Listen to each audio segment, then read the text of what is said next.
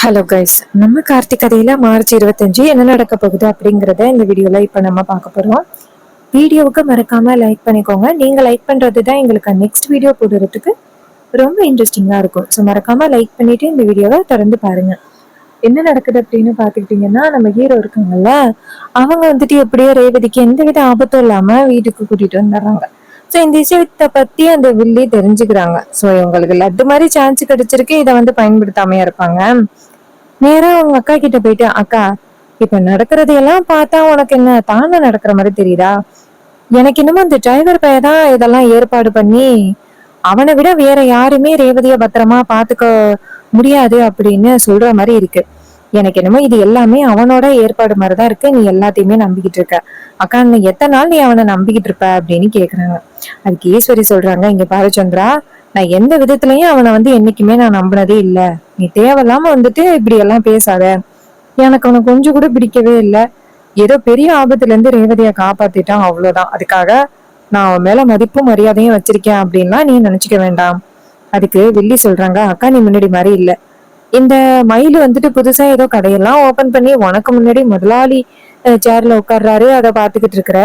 இதுக்கு முன்னாடி ரோஹிணிக்கு எப்படி மாப்பிள்ளை வந்து பார்த்தேன்னு ஞாபகம் இருக்கா? வீட்டோட மாப்பிள்ளையா இருக்கணும், சொந்த பேச்சை கேட்கணும் அப்படின்னு சொல்லிட்டு நீ கெத்தா இருந்த. ஆனா இப்ப எல்லாத்தையுமே மறந்துட்டு அந்த மயில் வந்து ஒரு பெரிய கடையை திறக்கிறாரு, அதுக்கு சப்போர்ட் பண்ற, முதலாளி டேபிள்ல போய் உட்காருன்னு சொல்ற. எனக்கு என்னமோ நீ மாறிட்ட அப்படின்னு தோணுது.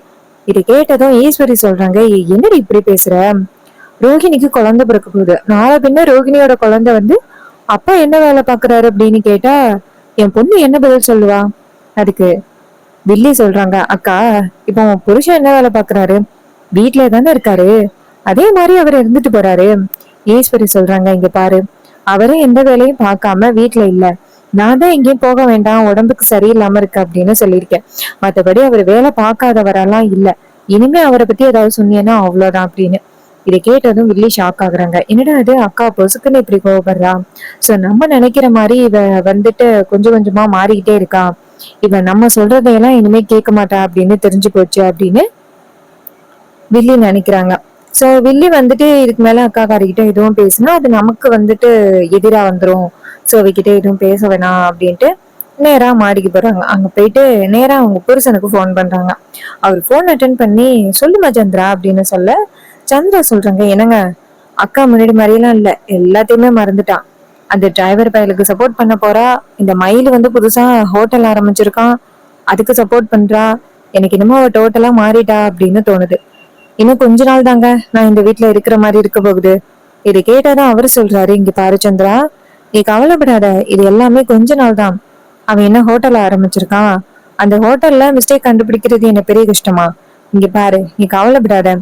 அவன் இப்ப இவ்வளவு சந்தோஷமா ஹோட்டல் ஆரம்பிச்சிருக்கான். இனி 2 3 நாளையில அந்த ஹோட்டலுக்கு லைசன்ஸ் இல்லை அப்படின்னு சொல்லிட்டு கேன்சல் பண்ண வைக்கிறேன். நீ கவலைப்படாத சந்திரா. இது கேட்டதும் சந்திராவும், சரிங்க, சரி, புதுசா நம்மளுக்கு சாதகமா ஒரு எதிரி உருவாகி இருக்கானே தெரியுமா உங்களுக்கு? அதுக்கு அவர் கேக்குறாரு, எதிரியா? நீ யார சொல்ற? அதுக்கு வில்லி சொல்றாங்க, என்னங்க, அந்த டிரைவர் பையன் இருக்கான்னு, அவனுக்கு எதிரா ஒரு எதிரி உருவாகி இருக்கான்.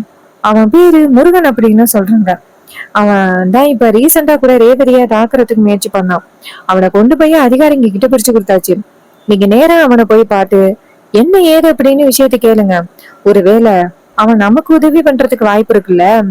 இதை கேட்டதும் வில்லன் சொல்றாரு, அப்படியா சந்திரா, இந்த விஷயத்த பத்தி எனக்கு எதுவும் தெரியாதே. வில்லி சொல்றாங்க, இங்க பாருங்க, நீங்க முன்னாடி மாதிரி இல்ல.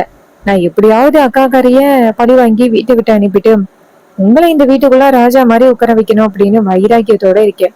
ஆனா நீங்க எல்லாத்தையும் மறந்துட்டு நீங்க பாட்டு இருக்கீங்க. அதுக்கு அவர் சொல்றாரு, சந்திரா என்ன மன்னிச்சிரு, எனக்கும் ஆசையாதான் இருக்கு இதெல்லாம் பண்ணணும் அப்படின்னு. ஆனா என்ன பண்றது, சூழ்நிலையால இதெல்லாம் இப்படி நடந்துகிட்டு இருக்கு. இங்க பாரு, நீ கவலைப்படாத. அங்க இருக்கிறவனை போய் நான் விசாரிச்சு யாரு எவருன்னு கேட்டு நான் ஆதரத்தோட வரேன் அப்படின்னு சொல்ல, வில்லி சொல்றாங்க, சரிங்க, சீக்கிரம் அவனை பத்தின விஷயங்கள் எல்லாத்தையுமே சேகரிச்சுட்டு என்கிட்ட சீக்கிரம் வந்து சொல்லுங்க அப்படின்னு. இதை கேட்டதான் அவரும், சரி சந்திரா, நான் நேரா போறேன் அப்படின்னு சொல்லிட்டு நேரா ஸ்டேஷனுக்கு போறாங்க. அங்க போயிட்டு அங்க இருக்கிற அந்த அதிகாரியை பாக்குறாங்க. பாத்துட்டு இங்க பாருங்க சார், இங்க வந்துட்டு முருகன் அப்படிங்கிறவரை புடிச்சிட்டு வந்தீங்கல்ல, அவர்கிட்ட கொஞ்சம் பேசணும் அப்படின்னு. அதுக்கு அந்த அதிகாரி கேக்குறாரு, அவர்கிட்ட நீங்க என்ன பேச போறீங்க, நீங்க யார் அப்படின்னு. அதுக்கு அவர் சொல்றாரு, சார் சார் எனக்கு தெரிஞ்ச நண்பன் சார் அப்படின்னு. அப்ப முருகன் வந்துட்டு இதை பார்த்துட்டு இவன் யாருன்னே நமக்கு தெரியாது, ஆனா இவன் எதுக்கு வந்து நம்மள்ட்ட பேசணும்னு சொல்றான், ஒருவேளை அந்த ரேவதிய புருஷனோட ஆளா இருப்பானோ, சரி பாப்போம் யாரா இருந்தாலும் அப்படின்ட்டு. அப்ப அந்த வில்லன் சொல்றாரு, சார் ப்ளீஸ் சார் ஒரு 5 நிமிஷம் மட்டும் பேசிக்கிறேன் அப்படின்னு. அதிகாரியும் சரி போய் பேசிக்கிறீங்க அப்படின்னு சொல்ல அவர் இங்க இருந்து போறாரு. போயிட்டு நேரா முருகனை பார்த்து, இங்க பாருங்க, இந்த விஷயம் இப்ப நம்ம 2 பேருக்குள்ளதான் ரகசியமா இருக்க போகுது. நீ யாரு, எதுக்காக அந்த ரேவதிய தாக்குறதுக்கு முயற்சி பண்ண அப்படின்னு கேக்குறாங்க. அதுக்கு அவர் சொல்றாரு, இது மாதிரி ரேவதி இருக்கால, அவ வந்துட்டு எனக்கு ரொம்ப பெரிய ஒரு விஷயத்த பண்ணிட்டா, அதனாலதான் நான் கோவத்துல அப்படி பண்ணேன். சரி இவ்வளவு கேக்குறீங்களே, நீங்க யாரு அப்படின்னு. அதுக்கு அவர் சொல்றாரு, இங்க பாரு, எனக்கு வந்துட்டு ரொம்ப நாளா எதிரியா இருக்கிறது அந்த குடும்பம் தான். அந்த குடும்பத்தை எப்படியாவது பழி வாங்கணும் அப்படிங்கிற நான் முயற்சியில இருக்கிறேன். சோ திடீர்னு நீ இடையில வந்திருக்கியா, சோ நீ யாரு அப்படிங்கறத தெரிஞ்சுக்கிறதுக்காக தான் வந்தேன். இதை கேட்டதும் அவன் சொல்றான், இங்க பாருங்க சார், நான் வந்துட்டு கடையில ஒரு வேலை பண்ணிக்கிட்டு இருந்தேன். அந்த வேலையை அந்த ரேவதி பொண்ணு அதிகாரிங்க கிட்ட மாட்டி கொடுத்துட்டா. இதனால எனக்கு வேலை போச்சு, என் மரியாதையும் போச்சு, வீட்டுல யாருமே மதிக்கிறது இல்ல. அதனாலதான் அவளை காலி பண்ணணும் அப்படின்னு ட்ரை பண்ணேன். அதுக்குள்ளேயும் அவ அவ புருஷன் வந்துட்டு என்னை காப்பாத்திட்டான், என்னை வந்துட்டு தடுத்துட்டான், அதிகாரிங்க கிட்ட பிடிச்சு கொடுத்துட்டான். இது கேட்டதும் அந்த வில்லன் சொல்றாரு, இங்க பாரு, நான் சொல்றதை மட்டும் செஞ்சுன்னு வச்சுக்கேன், நீ நினைச்ச மாதிரியே அந்த ரேவதியா பழி வாங்கிடலாம். உடனே அவர் சொல்றாரு, அப்படியா, நீங்க சொல்றதா நான் கண்டிப்பா செய்யறேன் அப்படின்னு. அப்ப சிவனாண்டி சொல்றாரு, இங்க பாரு, நீ வெளியில வந்ததோட இந்த நம்பருக்கு என்ன காண்டாக்ட் பண்ணு அப்படின்னு சொல்லிட்டு நம்பரை சொல்ல, அவரும் சரி அப்படின்னு சொல்லிட்டு நம்பரை வந்து கேட்டுக்கிறாரு. அப்புறமா அதிகாரி சொல்றாரு, சார் எவ்வளவு நேரம் 2 பேர் பேசிக்கிட்டு இருப்பீங்க, வெளில வாங்க அப்படின்னு சொன்னதும் உடனே சிவனாண்டி அந்த ஆளை பார்த்து, இங்க பாரு, நான் சொன்னதை மட்டும் மறக்காத அப்படின்னு சொல்லிட்டு வர அவரும் சரிங்க சார் அப்படின்னு சொல்றாங்க. அப்புறமா சிவனாண்டி இங்க இருந்து அதிகாரிகிட்ட வந்து, ரொம்ப தேங்க்ஸ் சார், எனக்கு பேச அனுமதி கொடுத்ததுக்கு. அவர் சொல்றாரு, சரி சரி கிளம்புங்க அப்படின்னு சொல்ல சிவனாண்டி நேரா அந்த முருகனை பார்த்து லைட்டா ஸ்மைல் பண்ணிட்டு அந்த இடத்துல இருந்து கிளம்புறாங்க. அப்போ முருகன் நினைக்கிறாரு, இவன் கண்டிப்பா வந்துட்டு அந்த குடும்பத்துக்கு ஏதோ எதிரியா இருக்கான், சோ அதனாலதான் நமக்கு வந்துட்டு உதவி பண்றேன் அப்படின்னு சொல்றான். சரி பரவாயில்ல, இதே நம்ம பயன்படுத்தி இந்த அளவுக்கு நம்மளை கொண்டாந்து நிறுத்தின அவளை நம்ம சும்மா விடக்கூடாது அப்படின்னு நினைக்கிறாரு. அப்ப அவரு யோசிச்சுட்டு இருக்கேன். இன்னொரு பக்கம் வில்லனை காமிக்கிறாங்க. வில்லன் வந்துட்டு நேரா வில்லிக்கு ஃபோன் பண்றாங்க. அவங்க ஃபோன் அட்டன் பண்ணி, சொல்லுங்க என்னாச்சு, அவனை பத்தி ஏதாவது விசாரிச்சிங்களா அப்படின்னு. அதுக்கு அவர் சொல்றாரு, சந்திரா அதெல்லாம் விசாரிச்சுட்டேன், நீ நேரடியா வரியா, உன்கிட்ட விஷயத்த சொல்றேன் அப்படின்னு. இதை கேட்டதும் சந்திராவும் சரிங்க நான் நேரடியா வரேன், ஆனா அக்கா தூங்கின பிறகுதான் வர முடியும், என்னால பகல்ல வர முடியாது. ஏன்னா நான் ஏதாவது மிஸ்டேக் பண்ணுவேனா, அதை மறுபடியும் அக்கா காரிக்கிட்ட காமிச்சு என்னை வீட்டை விட்டு துரத்தலாமா அப்படின்னு அந்த டிரைவர் பையா பிளான் பண்ணிக்கிட்டு இருக்கான். சோ வந்துட்டு கொஞ்சம் நைட்டு தாங்க வர முடியும். இதை கேட்டதும் அவர் சொல்றாரு, இங்க பாரு சந்திரா, நீ வா, நான் விஷயத்த மட்டும் சொல்றேன் அப்படின்னு. அதுக்கப்புறம் வில்லியும் சரிங்க நைட்டு சந்திக்கலாம் அப்படின்னு சொல்லிட்டு போனை கட் பண்றாங்க. அப்புறமா சந்திரன் நேரா ரூமுக்குள்ள போயிட்டு நைட்டு எப்ப ஆகும் அப்படின்னு காத்துக்கிட்டு இருக்காங்க. இது எல்லாத்தையுமே நம்ம ரோஹிணி இருக்காங்களா, அவங்க காதுல வாங்கிடுறாங்க. அப்ப ரோஹிணி என்ன பண்றாங்கன்னா, நேரா நம்ம ரேவதி கிட்ட போயிட்டு, ரேவதி சித்தி வந்துட்டு நைட்டு சிவனாண்டிய பார்க்க போறதா பிளான் பண்ணிருக்காங்க.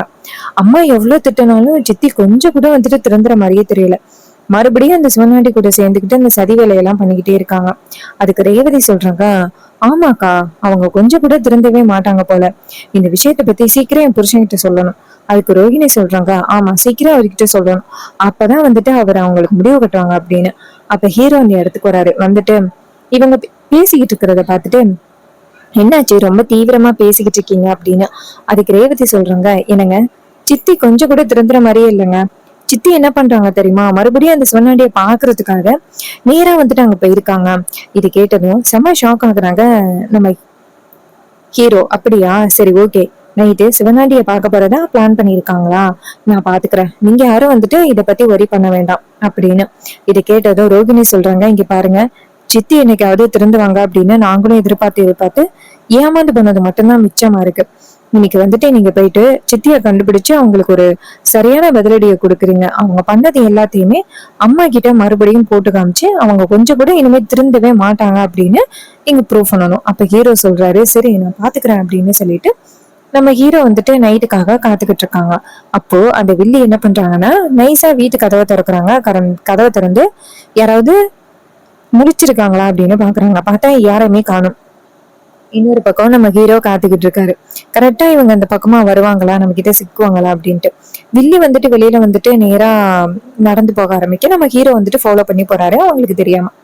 வில்லி வந்துட்டு நேரா வில்லனோட வீட்டுக்கு போறாங்க. அங்க போயிட்டு நேரா அந்த வில்லனை பார்த்து, என்னங்க உங்களை இப்படி சந்திக்க வர்றது கூட ரகசியமா சந்திக்க வர மாதிரி இருக்கே, இப்படி ஆயிடுச்சு நம்மளோட நிலைமை, என்ன மன்னிச்சிருங்க, இது எல்லாத்துக்குமே நான் தான் காரணம், நான் பஞ்சாயத்துல அப்படி சொன்னதுனால தானே இப்படி எல்லாம் ஆகிருச்சு, ஆனா எங்க அக்காக்காரி அப்படி சொன்னதுனாலதான் நான் பிற வழி இல்லாம இப்படி பண்ணிட்டேன், இல்லைன்னா நான்லாம் இப்படி பண்றதுக்கு காரணமே இல்லை அப்படின்னு. இதை கேட்டதும் அவரு சொல்றாரு, இங்க பாரு சந்திரா, இது எல்லாமே நீ யாருக்காக பண்ற, ஏன் ஒருத்தனுக்காக தானே இதெல்லாம் பண்ணிக்கிட்டு இருக்க, என் மேல உள்ள பாசத்தினால தானே இதெல்லாம் பண்ணிக்கிட்டு இருக்க. சோ உன்னோட பாசம் எந்த அளவுக்கு வந்துட்டு என் மேல பிரியமா இருக்கு அப்படிங்கறத என்னால புரிஞ்சுக்க முடியுது. அதனால நீ அதை பத்தி எல்லாம் வந்துட்டு ஒரி பண்ணாத. சரி, நான் உன்னை எதுக்காக வர சொன்னேன் அப்படிங்கிற விஷயத்த சொல்றேன். அதுக்கு சந்திரா சொல்றாங்க, சொல்லுங்க அப்படின்ட்டு.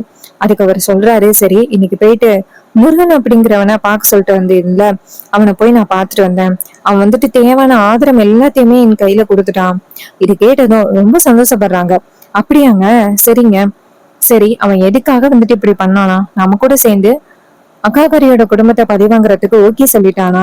அதுக்கு அவர் சொல்றாரு, ஆமா சந்திரா, ஃபர்ஸ்டே என்ன கேட்டான், யாரு அவரேன்னு கேட்டான். அப்ப நான் விஷயத்தை எல்லாம் சொன்னேன், நடந்தது எல்லாம் சொன்னேன். இது கேட்டதும் அவன் சொன்னான், எனக்கு அந்த ரேவதியா பழி வாங்கணும், அதுக்கு நான் என்ன வேணாலும் பண்றேன் அப்படின்னு சொல்லி ஒத்துக்கிட்டான். சோ அவன் சொன்னது கேட்டுட்டு நானும் சரி அப்படின்னு சொல்லிட்டேன். இது கேட்டதும் ரொம்பவே சந்தோஷப்படுறாங்க நம்ம சந்திரா. சூப்பருங்க, எப்படியாவது அவன் வந்து நம்ம பக்கம் வந்துட்டான் அப்படின்னா அக்காக்காரிய பழி வாங்குறது செம்ம ஈஸி, அந்த ரேவதியையும் காலி பண்ணிடலாம். சூப்பருங்க, இனிமே அந்த குடும்பத்தால எதுவுமே பண்ண முடியாது, அந்த முருகன் நம்ம கூட சேர்ந்துட்டா போதும் அப்படின்னு சொல்லிட்டு பேசிக்கிட்டு இருக்காங்க. அதுக்கு வில்லன் சொல்றாரு, இங்க பாரு, இன்னொரு முக்கியமான விஷயம், அவன் மேல அந்த டிரைவர் பயலுக்கு ஒரு கண்ணு இருக்கும். ஏன்னா அவன் இந்த மாதிரி பண்ணியிருக்கான், கண்டிப்பா அவனால எதிர்காலத்துல ஏதாவது பிரச்சனை வரும் அப்படின்ட்டு அவன் அலர்ட்டா இருக்கிறதுக்கு நிறைய வாய்ப்புகள் இருக்கு. சோ நம்ம தான் கொஞ்சம் உஷாரா இருக்கணும். அதுக்கு வில்லி சொல்றாங்க, இங்க பாருங்க, அதெல்லாம் பாத்துக்கலாம், அவன் இவ்வளவு பெரிய ரிஸ்க் எடுத்து வேலை பண்ணிருக்கான் அப்படின்னா அவன் அந்த அளவுக்கு ரேவதி மேல கோவமா இருக்கான் அப்படின்னு அர்த்தம் அப்படின்னு பேசிக்கிட்டு இருக்காங்க. அதுக்கப்புறம் இது எல்லாத்தையுமே நம்ம ஹீரோ வந்துட்டு வீடியோ எடுத்துக்கிறாரு. இவ கொஞ்சம் கூட திருந்துற மாதிரியே இல்ல அப்படின்ட்டு ஹீரோ வீடியோ எடுத்துட்டு நேரா வீட்டுக்கு வராரு. வீட்டுக்கு வந்துட்டு ஈஸ்வரி தூங்கிட்டு இருக்காங்களா, கிளப்புறாங்க. அத்தை அத்தை கிளம்புங்க அப்படின்ட்டு. அப்ப ராஜா நேர ஈஸ்வரிய பார்த்து, ஈஸ்வரி மாப்பிள்ள சத்தம் போடுற மாதிரி இருக்கு, என்னன்னு தெரியலையே அப்படின்ட்டு வெளியில வராங்க. வெளில வந்து பார்த்தா நம்ம ஹீரோ நிக்கிறாங்க. ஈஸ்வரி கேக்குறாங்க, ஏய் இப்ப எதுக்கு இப்படி அர்த்தராத்திரியில சத்தம் போட்டுக்கிட்டு கிடக்கு அப்படின்னு. அப்ப ஹீரோ சொல்றாரு, அத்தை ரொம்ப முக்கியமான விஷயத்த சொல்றதுக்காக தான் நான் அப்படி சத்தம் போட்டுக்கிட்டு இருந்தேன். அதுக்கு ஈஸ்வரி கேக்குறாங்க, என்ன முக்கியமான விஷயமா, என்ன முக்கியமான விஷயம் அப்படின்னு கேக்குறாங்க. அதுக்கு ஹீரோ சொல்றாரு, அத்தை நீங்க நினைச்சுக்கிட்டு இருக்கீங்க உங்க தங்கச்சி திருந்திட்டாங்க அப்படின்னு, பட் உங்க தங்கச்சி இன்னும் திருந்தவே இல்லை அத்தை, மறுபடியும் இப்ப சிவனாண்டியை போய் பாக்குறதுக்காக தான் போயிருக்காங்க, சிவனாண்டியை போய் பார்த்து பேசிக்கிட்டு இருக்காங்க. சோ அதுக்கான ஆதாரம் கூட இப்ப என் கையில இருக்கு பாருங்க அப்படின்ட்டு வீடியோவை காமிக்கிறாங்க. இதை பார்த்ததும் வந்துட்டு ராஜா சொல்றாரு, பாத்தியா ஈஸ்வரி, உன் தங்கச்சி கொஞ்சம் கூட திருந்தே மாட்டா போல கடைசி வரைக்கும், ஏன் இப்படி ஒரு கேவலமான வேலையெல்லாம் பண்ணிக்கிட்டு இருக்கா.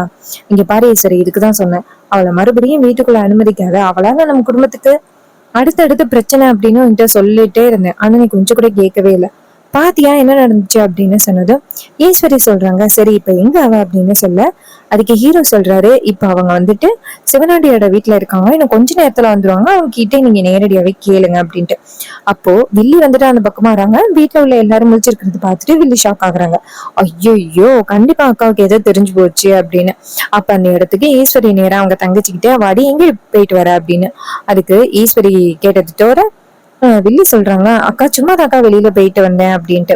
அப்ப ஈஸ்வரி சொல்றாங்க, இங்க பாரு, நீ வந்துட்டு அந்த சிவனாண்டி பையில பாத்துட்டு வந்ததுக்கான ஆதாரம் என் கையில இருக்கு அப்படின்னு சொன்னதும் செம ஷாக் ஆகுறாங்க வில்லி. அப்ப வில்லி நினைக்கிறாங்க, அவன் மறுபடியும் மாட்டி கொடுத்துட்டானா, ஏற்கனவே இந்த வீட்டுக்குள்ள வரத்துக்கு நான் பல வகையில போராடினேன், மறுபடியும் இவன் காட்டி கொடுத்துட்டானா அப்படின்னு வில்லி ஷாக் ஆகுறாங்க.